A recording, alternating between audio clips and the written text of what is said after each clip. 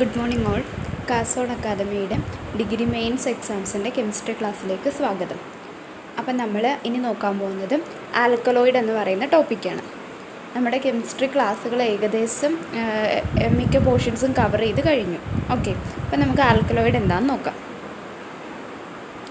It is A class of basic naturally occurring organic compounds that contain at least one nitrogen atom. അതായത് alkaloids എന്ന് പറഞ്ഞാൽ പ്രകൃതിദത്തമായിട്ടുള്ള heterocyclic compounds ആണ്. Okay, cyclic ആണ്. അതുപോലെ തന്നെ അവരുടെ പ്രത്യേകത അവർക്ക് ബേസിക് സ്വഭാവമാണ്, ബേസിക് നേച്ചറാണ്. അതേപോലെ ഒരു നൈട്രജൻ ആറ്റമെങ്കിലും അറ്റ്ലീസ്റ്റ് ഒരു നൈട്രജൻ ആറ്റമെങ്കിലും ആ കോമ്പൗണ്ടിൽ പ്രസൻ്റ് ആയിരിക്കും. ആൽക്കലോയിഡ്സിന് എക്സാമ്പിളാണ് മോർഫിൻ, ക്യുനീൻ, നിക്കോട്ടിൻ ഒക്കെ. Okay, the term alkaloid means, അതായത് ആൽക്കലോയിഡ് എന്ന ടേമിനർത്ഥം ആൽക്കലി ലൈക്ക്. അതാണ് നമ്മൾ പറഞ്ഞത് ബേസിക് സ്വഭാവമാണെന്ന്. ഓക്കെ, ആസിഡിൻ്റെ അല്ല ബേസിൻ്റെ സ്വഭാവമാണ്. അതുകൊണ്ടാണ് ആൽക്കലി ലൈക്ക് എന്ന് അർത്ഥം വരുന്ന വാക്കാണ് ഇതിന് പേരായിട്ട് കൊടുത്തിരിക്കുന്നത്, ആൽക്കലോയിഡ്സ്. ഇനി ഈ ടേം യൂസ് ചെയ്തത്, ആൽക്കലോയിഡ്സ് എന്ന ടേം ഉപയോഗിച്ചത് മെസ്സിനർ എന്ന് പറയുന്ന സയൻറ്റിസ്റ്റാണ്. അപ്പം നമ്മൾ ആദ്യത്തെ ആൽക്കലോയിഡ് നോക്കാൻ പോവാണ്. The alkaloid that is first separated from A plant. ഇപ്പോൾ ഒരു സസ്യത്തിൽ നിന്ന് ആദ്യമായി വേർതിരിച്ചെടുത്ത ആൽക്കലോയിഡ് ഏതാണെന്ന് ചോദിച്ചാൽ അത് മോർഫിനാണ്. ഓക്കെ, മോർഫിൻ്റെ സ്ട്രക്ചറാണ് അവിടെ കൊടുത്തിരിക്കുന്നത്. സ്ട്രക്ചർ ജസ്റ്റ് നിങ്ങൾ കാണാൻ വേണ്ടി മാത്രം കൊടുത്തിരിക്കുക, അതൊന്നും നോക്കേണ്ട ആവശ്യമില്ല. ഇനി it is separated by Frederick Serturner. അപ്പം ആദ്യമായിട്ട് ഒരു സസ്യത്തിൽ നിന്ന് വേർതിരിച്ചെടുത്ത ആൽക്കലോയിഡ് മോർഫിനാണ്. അതിനെ അങ്ങനെ വേർതിരിച്ചെടുത്തത് ഫ്രെഡറിക് സാർട്ടൺ എന്ന് പറയുന്ന സയൻറ്റിസ്റ്റാണ്. ഇനി നമ്മൾ മോർഫിനെ കുറിച്ചാണ് നോക്കാൻ പോകുന്നത്. Morphine is separated from the plant opium poppy. ഇപ്പോൾ ഓപ്പിയം പോപ്പി എന്നറിയപ്പെടുന്ന പ്ലാന്റിൽ നിന്നാണ് മോർഫിനെ വേർതിരിച്ചെടുത്തത്. ഈ ഓപ്പിയം പോപ്പിയെ മലയാളത്തിൽ നമ്മൾ കറുപ്പ് എന്നൊക്കെ പറയും. Okay, it is A powerful pain killer. ഇപ്പോൾ വേദന സംഹാരിയായിട്ടാണ് മോർഫിനെ മെയിനായിട്ടും ഉപയോഗിക്കുക. ഓക്കെ, വേദന കുറയ്ക്കാൻ വേണ്ടി. And also used as a sedative. അപ്പോൾ സെഡേഷൻസ് കൊടുക്കാൻ വേണ്ടിയിട്ടും ഒരു സെഡേറ്റീവായിട്ടും മോർഫിനെ ഉപയോഗിക്കാറുണ്ട്. ഇനി it also has a tendency to cause addiction. ഇപ്പോൾ നമ്മൾ മോർഫിൻ്റെ ഒരു പ്രത്യേകത എന്ന് പറഞ്ഞാൽ ഇയാളെ നമ്മൾ ഉപയോഗിച്ച് കഴിയുമ്പോഴത്തേക്കും വീണ്ടും വീണ്ടും ഉപയോഗിക്കാനുള്ളൊരു ടെൻഡൻസി, അപ്പോൾ അഡിക്ഷൻ ഉണ്ടാക്കാനുള്ള ഒരു കഴിവ് മോർഫിനുണ്ട്. ഓക്കെ, അപ്പോൾ നമുക്ക് പിന്നെയും ഉപയോഗിക്കണമെന്ന് തോന്നും. അങ്ങനെ ഒരു ഇൻറ്റൻസ് നമ്മുടെ ശരീരത്തിനുള്ളിൽ, അല്ലെങ്കിൽ അങ്ങനെ അതിനോടൊരാഗ്രഹം ശരീരത്തിൽ ഈ മോർഫിൻ ജനിപ്പിക്കും. അപ്പോൾ മോർഫിനെ വേർതിരിച്ചെടുക്കുന്ന പ്ലാന്റിൻ്റെ പിക്ചറാണ് ഇവിടെ കൊടുത്തിരിക്കുന്നത്. ഈ പ്ലാന്റാണ് ഓപ്പിയം പോപ്പി എന്നറിയപ്പെടുക. ഇനി അടുത്തതാണ് കഫീൻ. കഫീൻ നിങ്ങൾക്ക് എല്ലാം അറിയാം അല്ലേ? അതായത് നമുക്ക് വളരെ സുപരിചിതമായ ഒരു ആൽക്കലോയിഡാണ് caffeine. It is a stimulant and it increases the activity in our brain and nervous system. അപ്പോൾ കഫീൻ ഒരു സ്റ്റിമുലൻ്റ് ആണ്. സ്റ്റിമുലൻ്റ് എന്ന് പറഞ്ഞാൽ എന്താ? നമുക്ക് ഉത്തേജനം തരും. അതായത് നമ്മളെ ജസ്റ്റ് ഇപ്പോൾ നമുക്ക് ഉറക്കം വന്നിരിക്കുന്നു അങ്ങനെയൊക്കെയുള്ള ഒരു അവസ്ഥയിൽ എന്ത് ചെയ്യും? നമ്മളെ ഒരു ഉന്മേഷം തരുന്ന ആളാണ് caffeine. It is a stimulant ആണ്. ഇയാൾ എങ്ങനെയാണ് നമ്മളെ സ്റ്റിമുലേറ്റ് ചെയ്യുന്നതെന്ന് വെച്ച് കഴിഞ്ഞാൽ increases activity in our brain and nervous system. അപ്പം നമ്മുടെ തലച്ചോറിലും നെർവസ് സിസ്റ്റത്തിലും ഒക്കെ നടക്കുന്ന ആക്ടിവിറ്റീസിനെ നന്നായിട്ട് കൂട്ടും. അങ്ങനെയാണ് നമുക്ക് ഉന്മേഷം പകരുന്നത്. It also increases a circulation of chemicals such as cortisol and adrenaline in our body. അപ്പം നമ്മുടെ ബ്രെയിനെയും സെൻട്രൽ നെർവസ് സിസ്റ്റത്തിനെയും മാത്രമല്ല ഇയാൾ അതിൻ്റെ ആക്ടിവിറ്റി മാത്രമല്ല ഇൻക്രീസ് ചെയ്യുന്നത്, അതുകൂടാതെ നമ്മുടെ ശരീരത്തിലുള്ള കെമിക്കൽസായ കോർട്ടിസോൾ, അഡ്രിനാലിൻ ഇവരുടെയൊക്കെ സർക്കുലേഷനും നന്നായിട്ട് ഇൻക്രീസ് ചെയ്യും കഫീൻ.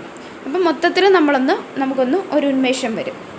ഇനി കഫീൻ എവിടെയൊക്കെ കാണപ്പെടുന്നത്? It is present in many drinks such as coffee, tea, soft drinks. അപ്പോൾ ഞാൻ പറഞ്ഞു കഫീൻ നമുക്ക് വളരെ സുപരിചിതമാണെന്ന്. നമ്മളെല്ലാവരും ചായ കുടിക്കും അല്ലേ? ചായ അല്ലെങ്കിൽ കാപ്പിയൊക്കെ കുടിക്കും. അപ്പോൾ അതിലടങ്ങിയിരിക്കുന്ന ചായയിലും കാപ്പിയിലും ഒക്കെ അടങ്ങിയിരിക്കുന്ന ആളാണ്, സ്റ്റിമുലൻ്റ് ആണ് കഫീൻ. ഓക്കെ, ഇതൊരു ആൽക്കലോയിഡാണ്. പിന്നെ സോഫ്റ്റ് ഡ്രിങ്ക്സിലൊക്കെ കഫീൻ ചേർക്കാറുണ്ട്. സോഫ്റ്റ് ഡ്രിങ്ക്സ് കുടിക്കുമ്പോഴും നമുക്കൊരു ഉന്മേഷം തോന്നാറില്ലേ? അടുത്തത്, അതുകൂടാതെ ചോക്ലേറ്റ് ഓൾസോ കണ്ടെയ്ൻ കഫീൻ. ചോക്ലേറ്റിനകത്തും കഫീൻ അടങ്ങിയിട്ടുണ്ട്. ഓക്കെ, ഇനി 1 കപ്പ് ഓഫ് കോഫി 25 മില്ലിഗ്രാം കഫീനാണ്. അതായത് ഒരു കപ്പ് കോഫി നമ്മൾ കുടിക്കുമ്പോൾ ഏകദേശം അതിനകത്ത് ഒരു കപ്പ് കോഫിയിൽ ഏകദേശം 25 മില്ലിഗ്രാമോളം കഫീൻ അടങ്ങിയിട്ടുണ്ട്. അപ്പോൾ നമുക്ക് നല്ല ഉന്മേഷം കിട്ടും. In small doses caffeine can make you feel refreshed and focused. അപ്പോൾ ചെറിയ ഡോസിൽ, അതായത് നമ്മൾ ഒരു കപ്പ് കാപ്പിയൊക്കെ കുടിക്കുകയാണെങ്കിൽ നമുക്ക് ഉന്മേഷം മാത്രമേ ഉണ്ടാവുള്ളൂ അല്ലേ. അപ്പോൾ നമ്മൾ സ്മോൾ ഡോസ്, ചെറിയ അളവിൽ കഫീനെ ഇൻടേക്ക് ചെയ്യുകയാണെങ്കിൽ അല്ലെങ്കിൽ കഫീനെ ഉപയോഗിക്കുകയാണെങ്കിൽ നമുക്ക് എന്താ നല്ല റിഫ്രഷ്മെൻറ്റ്, അതായത് ഒരു ഉന്മേഷം ഉണ്ടാവും. അതുപോലെ തന്നെ ഫോക്കസ്ഡ്, നമ്മൾ ചെയ്യുന്ന ജോലിയിൽ ശ്രദ്ധിക്കാനൊക്കെ സഹായിക്കും. എന്നാൽ ingesting too much caffeine can negatively impact sleep. അപ്പോൾ നമ്മൾ കൂടുതൽ അളവിൽ കഫീൻ ഉപയോഗിച്ച് കഴിഞ്ഞാൽ എന്ത് സംഭവിക്കും? നമ്മുടെ ഉറക്കമൊക്കെ അത് തടസ്സപ്പെടുത്തും. ഓക്കെ, കഫീൻ്റെ സ്ട്രക്ചറാണ് ഇവിടെ കൊടുത്തിരിക്കുന്നത്. സ്ട്രക്ചറൊന്നും നിങ്ങൾ നോക്കേണ്ട, ജസ്റ്റ് കണ്ടിരിക്കാൻ വേണ്ടിയിട്ട് മാത്രം പിക്ചർ വെച്ചെന്നേ ഉള്ളൂ. അടുത്തായിട്ട് നമ്മൾ നോക്കാൻ പോകുന്നത് റിസർപൈൻ എന്ന് പറയുന്ന ആൽക്കലോയിഡിനെ കുറിച്ചാണ്. It is an indole alkaloid. അപ്പോൾ ഇൻഡോൾ ബേസ്ഡ് ആയിട്ടുള്ള ഒരു ആൽക്കലോയിഡാണ് റിസർപൈൻ.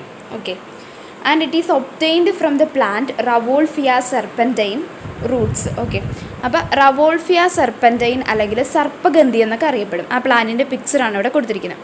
സർപ്പഗന്ധി എന്നറിയപ്പെടുന്ന പ്ലാന്റിൻ്റെ റൂട്ടിൽ നിന്നാണ് നമ്മൾ റിസർപൈൻ വേർതിരിച്ചെടുക്കുന്നത്. ഓക്കെ, സർപ്പഗന്ധിയുടെ ഇംഗ്ലീഷാണ് Rauvolfia serpentine. It is an FDA approved drug. ഇപ്പോൾ FDA എന്ന് പറഞ്ഞാൽ ഫുഡ് ആൻഡ് ഡ്രഗ് അഡ്മിനിസ്ട്രേഷൻ, ആ കമ്പനി അല്ലെങ്കിൽ അവർ നമ്മുടെ വേൾഡ് വൈഡായിട്ടുള്ള ഡ്രഗ്സിനെയൊക്കെ അംഗീകരിക്കുന്ന ഒരു ഇൻസ്റ്റിറ്റ്യൂഷനാണ്. അവരംഗീകരിച്ച ഒരു ഡ്രഗാണ് റിസർപൈൻ. ഓക്കെ, അപ്രൂവ്ഡ് ഡ്രഗാണ്. And it is used to treat hypertension. ഇപ്പോൾ ഹൈപ്പർ ടെൻഷൻ അല്ലെങ്കിൽ ബ്ലഡ് പ്രഷറിനെ ട്രീറ്റ് ചെയ്യാൻ വേണ്ടിയിട്ടാണ് റിസർപൈൻ മെയിനായിട്ട് ഉപയോഗിക്കുക. അതുമാത്രമല്ല സ്നേക്ക് ബൈറ്റിനെ ട്രീറ്റ് ചെയ്യാൻ വേണ്ടിയിട്ടും ഈ പ്ലാന്റ്, സർപ്പഗന്ധി, പേര് തന്നെ സർപ്പഗന്ധി എന്നല്ലേ, അതിന് വേണ്ടിയിട്ടും ഈ പ്ലാന്റ് യൂസ് ചെയ്യാറുണ്ട്. അടുത്തത് ക്യാപ്സിസിൻ. പേരിൽ തന്നെയുണ്ട് ക്യാപ്സിക്കം. നിങ്ങൾ കേട്ടിട്ടില്ലേ? ക്യാപ്സിക്കം എന്താ? മുളക്. അപ്പോൾ ക്യാപ്സിക്കം അല്ലെങ്കിൽ മുളകിൽ അടങ്ങിയിരിക്കുന്ന ഒരു ആൽക്കലോയിഡാണ് capsaicin.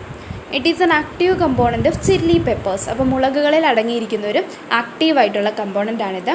It is act as an analgesic. അപ്പോൾ ഇയാളൊരു അനാൽജസിക്, അതായത് പെയിൻ റിലീവിങ്, വേദന കുറയ്ക്കുന്ന ആളായിട്ടൊക്കെ ആക്ട് ചെയ്യാൻ കഴിവുണ്ട്.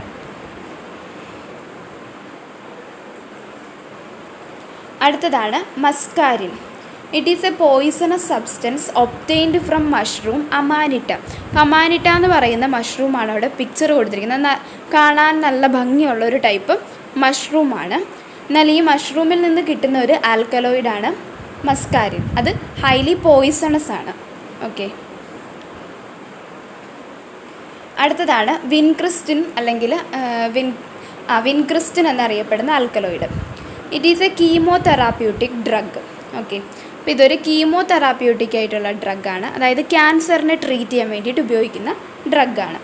It belongs to group of alkaloids called vinca alkaloids. അപ്പോൾ അതിൽ നിന്നാണ് വിൻക്രിസ്റ്റിൻ എന്ന പേര് കിട്ടിയത്. വിൻക ആൽക്കലോയിഡ് എന്നറിയപ്പെടുന്ന ഗ്രൂപ്പിലാണ് വിൻക്രിസ്റ്റിൻ ഉൾപ്പെടുന്നത്. It is used for the treatment of cancer. ക്യാൻസറിൻ്റെ ട്രീറ്റ്മെൻറ്റിന് വേണ്ടിയിട്ടാണ് വിൻക്രിസ്റ്റിൻ ഉപയോഗിക്കുക.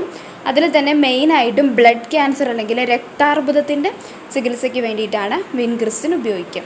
Okay, and it is obtained from the plant periwinkle plant. ഇപ്പോൾ ശവന്നാറിപ്പൂ എന്നൊക്കെ കേട്ടിട്ടില്ലേ നിങ്ങൾ? അതിൻ്റെ പിക്ചറാണ് ഇവിടെ കൊടുത്തിരിക്കുന്നത്. അപ്പോൾ വിൻക്രിസ്റ്റിൻ ഏത് സസ്യത്തിൽ നിന്നാണ് വേർതിരിച്ചെടുക്കുന്നതെന്ന് വെച്ചാൽ അത് ശവന്നാറി അല്ലെങ്കിൽ പെരിവിങ്കിൾ എന്നറിയപ്പെടുന്ന സസ്യത്തിൽ നിന്നാണ് വിൻക്രിസ്റ്റിൻ വേർതിരിച്ചെടുക്കുക. It works by stopping the growth of cancer cells. ഇയാൾ എന്താ ചെയ്യുന്നത്?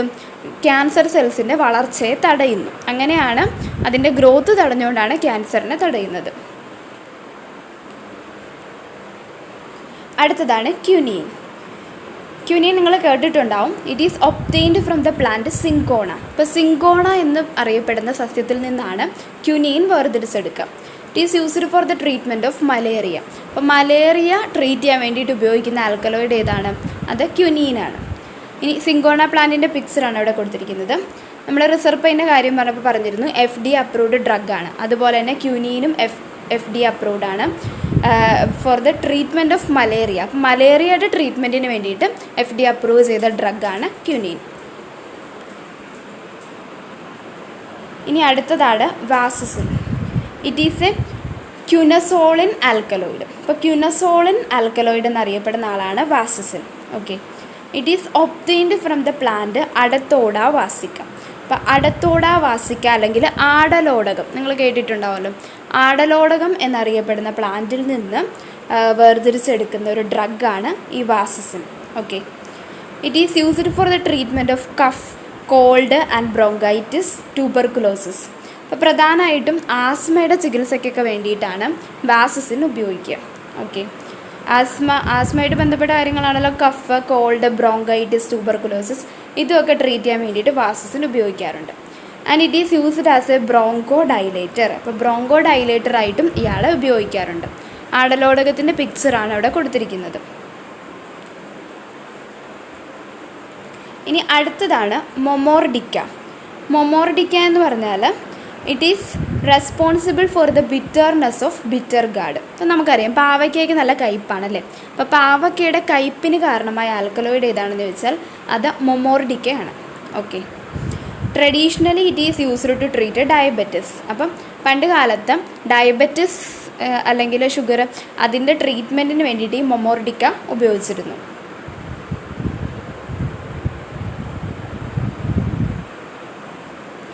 അടുത്തതാണ് nicotine. It is an alkaloid present in tobacco. അപ്പോൾ നമുക്കറിയാം പുകയിലയിൽ അടങ്ങിയിരിക്കുന്ന ഒരു ആൽക്കലോയിഡാണ് നിക്കോട്ടിൻ. ഓക്കെ, നിക്കോട്ടിൻ നിങ്ങൾ കേട്ടിട്ടുണ്ട്, സിഗരറ്റുമായിട്ടൊക്കെ ബന്ധപ്പെട്ട് കേട്ടിട്ടുണ്ടല്ലേ. അപ്പോൾ പുകയിലയിൽ അടങ്ങിയിരിക്കുന്ന ആൽക്കലോയിഡ് ഏതാണ്? അത് നിക്കോട്ടിനാണ്. ഇപ്പോൾ പുകയില കഷായം ഉണ്ടാക്കാൻ വേണ്ടിയിട്ടും അല്ലെങ്കിൽ പുകയില കഷായം ഉപയോഗിച്ച് നമ്മൾ ഇൻസെക്റ്റുകളെ, പ്രാണികളെയൊക്കെ തുരത്തും അല്ലേ. അതെന്തുള്ളതുകൊണ്ടാണ്? നിക്കോട്ടിൻ്റെ സാന്നിധ്യം ഉള്ളതുകൊണ്ടാണ് പുകയില കഷായം വെച്ച് നമുക്ക് പ്രാണികളെയൊക്കെ കൊല്ലാൻ പറ്റുന്നത്. Okay, it is toxic in nature. അപ്പം എന്തുകൊണ്ടാണ് പുകയില കഷായം ഉപയോഗിക്കുമ്പോൾ പ്രാണികളൊക്കെ ചത്തുപോകുന്നത്? കാരണം നിക്കോട്ടിന് ഒരു ടോക്സിക് സ്വഭാവമുണ്ട്. In A single cigarette 8 milligram to 20 milligram nicotine present. അപ്പോൾ ഒരു സിഗരറ്റ് എടുത്തു കഴിഞ്ഞാൽ അതിൽ ഏകദേശം 8 milligram തൊട്ട് 20 milligram നിക്കോട്ടിൻ അടങ്ങിയിട്ടുണ്ടാവും. ഓക്കെ, അപ്പോൾ നമ്മൾ പറഞ്ഞു നിക്കോട്ടിൻ ടോക്സിക് ആണെന്ന്. അപ്പോൾ അതുകൊണ്ടാണ് സിഗരറ്റ് വലിക്കുന്നത് പുകവലി ആരോഗ്യത്തിന് ഹാനികരമെന്ന് സിനിമയിലൊക്കെ ആദ്യം എഴുതി കാണിക്കുമല്ലേ. ആരോഗ്യത്തിന് ഹാനികരമാകാൻ കാരണം എന്താ? ഈ നിക്കോട്ടിൻ ഉണ്ട് അതിൽ. ഒരു സിംഗിൾ സിഗരറ്റിൽ തന്നെ 8 milligram തൊട്ട് 20 milligram വരെ പോയിസണസ് ആയിട്ടുള്ള നിക്കോട്ടിനുണ്ട്. അപ്പോൾ നമ്മൾ ഒരു ദിവസം എത്ര സിഗരറ്റ് വലിക്കുന്നു അതനുസരിച്ച് അത്രത്തോളം പോയിസണസ് ആയിട്ടുള്ള സബ്സ്റ്റൻസാണ് നമ്മുടെ ബോഡിയുടെ അകത്തേക്ക് എടുക്കുന്നത്.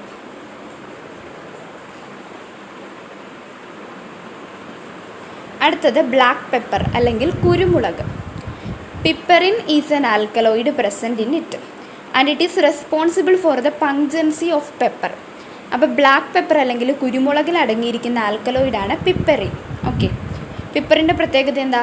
നമുക്കറിയാം, നമ്മൾ കുരുമുളക് കഴിക്കുമ്പോൾ നമുക്കൊരു പങ്ക്ജൻസി മീൻസ് ഒരു കുത്തൽ പോലെ അനുഭവപ്പെടത്തില്ലേ. എരിവ് മാത്രമല്ല, അതുകൂടെ അതൊരു കുത്തൽ അനുഭവപ്പെടും. ആ കുത്തലിന് കാരണമായ ബ്ലാക്ക് പെപ്പറിൽ അടങ്ങിയിരിക്കുന്ന ആൽക്കലോയിഡാണ് പിപ്പറിൻ. ഇനി അതുകൂടാതെ വേറൊരു ആൽക്കലോയിഡ് കാരിയോഫിലിൻ എന്നാണ് അറിയപ്പെടുന്നത്. അതും ബ്ലാക്ക് പെപ്പറിൽ തന്നെ ഉള്ളതാണ്.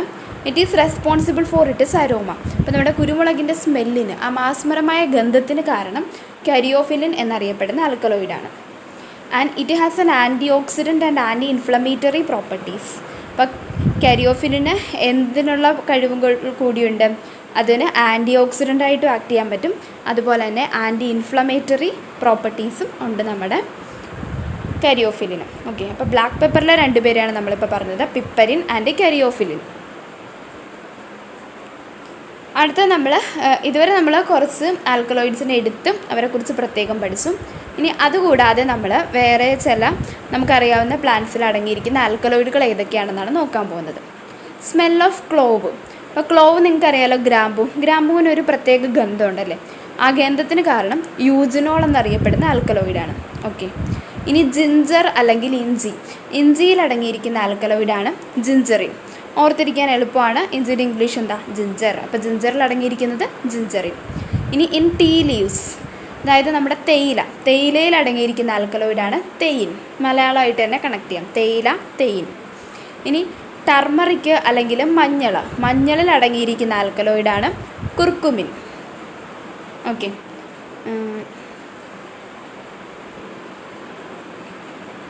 ഇനി നീം അല്ലെങ്കിൽ